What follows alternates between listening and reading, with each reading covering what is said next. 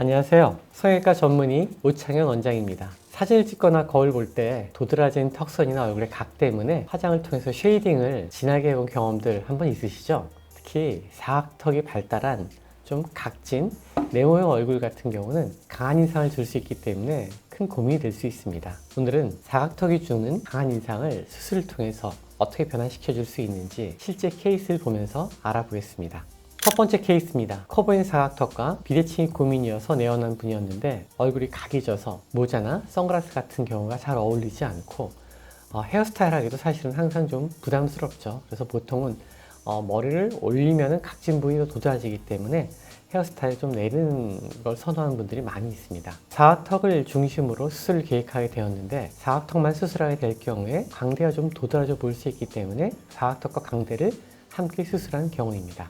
이분의 사진을 잘 보시면 목이 좀 가는 분이세요. 그래서 목이 좀 가늘고 어깨가 좁은 분 같은 경우는 각진 부분이 더 도드라져 보이기 때문에 조금 더 사각턱에서 많은 변화가 필요하게 되고요. 이렇게 사각턱의 변화가 좀 커지게 되면 상대적으로 광대가 밸런스가 깨지기 때문에 도드라져 보이는 경우가 있어서 광대 수술도 함께 하는 경우가 제법 흔히 있습니다. 굉장히 각진 얼굴이고요. 설명드린 대로 이 목에 비해서 얼굴 폭이 많이 넓기 때문에 상대적으로 각이 더 도드라져 보이는 경우입니다. 목선에 맞게 사각턱을 줄이게 되면 위쪽의 광대가 사실은 많이 부각돼 보이기 때문에 이러한 경우는 광대와 사각턱을 동시에 계획한 것이 좋고요. 양쪽의 비대칭 또한 신경이 많이 쓰이는 분이셨기 때문에 양쪽의 비대칭도 조절해 주었습니다. 이건 45도 반측면 사진인데요. 45도 반측면을 보게 되면 사각턱의 각진 부분이 위쪽으로 올라가서 목선이 훨씬 좀 길게 느껴지는 걸 볼 수 있죠. 이처럼 사각턱 수술이 잘 된 경우에는 턱과 목 사이에 공간적인 여유분이 생기기 때문에 목선이 더 아름답고 여성스럽게 느껴지게 됩니다. 광대 같은 경우도 45도 광대가 굉장히 부드러워진 느낌을 주기 때문에 전체적으로는 인상이 매우 부드러워졌습니다. 이건 CT 사진인데요. 잘 보시면 수술 전 같은 경우는 귀밑각이라고 불리우는 이 부분의 길이가 길게 내려와 있는 걸 볼 수 있고요.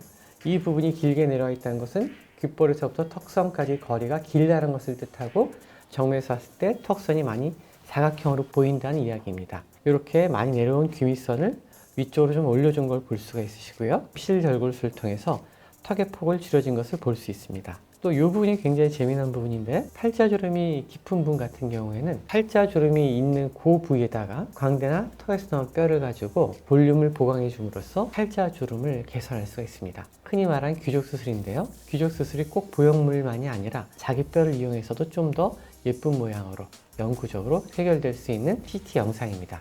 측면 사진이고요. 말씀드린 대로 턱선이 많이 위쪽으로 올라간 것을 볼 수 있습니다. 이전에 턱선이 이룬 각도가 90도에 가까운 각도라면 지금은 그거보다 많이 부드러워진 120도 이상의 각도를 보여주고 있습니다. 이렇게 보게 되면 이제 광대의 넓이를 우리가 쉽게 확인할 수가 있습니다. 수술은 이 광대의 앞, 뒤를 절골해서 안쪽으로 이동하는 과정을 통해서 광대의 폭을 줄이게 되고요. 수술을 보시면 수술 전에 보였던 이 검은 공간이 사라진 것을 확인할 수가 있죠. 그 말은 광대의 폭이 그만큼 줄어든 것을 이야기할 수 있습니다. 다음은 역시 사각턱이 고민인 다른 케이스인데요. 이분 마찬가지로 턱이 넓어 보여서 이전에 턱 보톡스를 몇 차례 맞아봤지만 큰 효과를 보지 못했습니다. 따라서 이 사각턱의 고민을 해결하기 위해서 저한테 찾아온 분이십니다. 이분 같은 경우는 광대를 하지 않고 사각턱만으로 문제를 해결했는데요. 앞의 케이스와 비교해 보신다면 목과 턱의 경계가 이분은 상대적으로 목에 두께감이 약간 있는 분이기 때문에 앞의 케이스에 비해서는 사각턱과 목과의 경계는 조금 더 완만한, 좀 더 부드러운 상태라고 볼 수 있습니다. 다시 한번 비교를 해볼까요? 사진으로요. 앞의 케이스를 본다면 목이 굉장히 좁아서 사각턱이 상대적으로 큰 단차를 보이면서 이게 사진상에 나타난 케이스고요. 두 번째 케이스 같은 경우는 역시 각이 있는 얼굴이긴 하지만 목의 두께감이 좀 있기 때문에 턱과 목 사이의 경계가 조금 부드러운 편이라고 볼 수 있습니다. 이러한 경우는 사각턱을 과도하게 줄이진 않기 때문에 광대에 대한 고민이 없으셨다면 특별히 광대를 권유하지는 않습니다. 따라서 이분은 사각턱만으로 본인이 원하는 좀 보기 좋고 예쁜 느낌의 얼굴형을 만든 케이스입니다. 확실히 사진으로 보더라도 턱만 변했음에도 불구하고 얼굴이 많이 작아져 보이고 인상이 부드러워 보이는 효과를 느낄 수 있습니다. 45도로 봤을 때 사각턱의 각도가 올라왔죠? 하지만 항상 조심하는 거는 귀 아래쪽을 너무 가깝게 붙여버리게 되면 쉽게 말하면 귓볼서부터 귀밑각까지 거리가 아예 남아있지 않게 된다면 굉장히 어색한 모양의 턱이 나오기 때문에 귀밑각의 일부는 살려두는 것을 원칙으로 하고 있습니다. PT 영상을 보시면 이 부분, 귀밑각에 해당하는 거리가 굉장히 길게 내려와 있는 걸 볼 수 있고요. 거의 90도에 가깝게 형성되어 있죠. 이 부분의 각도를 위로 올려주는 겁니다. 쉽게 말하면 귀밑각의 길이를 줄여주는 거죠.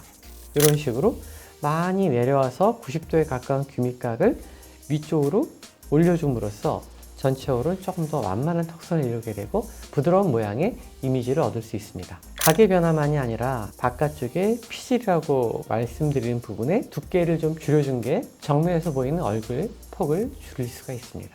이렇게 골격만이 아니라 뼈를 덮고 있는 지방, 근육 이런 부분도 얼굴형을 이루고 있는 한 부분이기 때문에 필요에 따라서는 근육에 대한 부분을 줄여주거나 지방층을 조절하여서 좀 더 우리가 원하는 결과에 가까운 얼굴형을 얻을 수 있게 됩니다.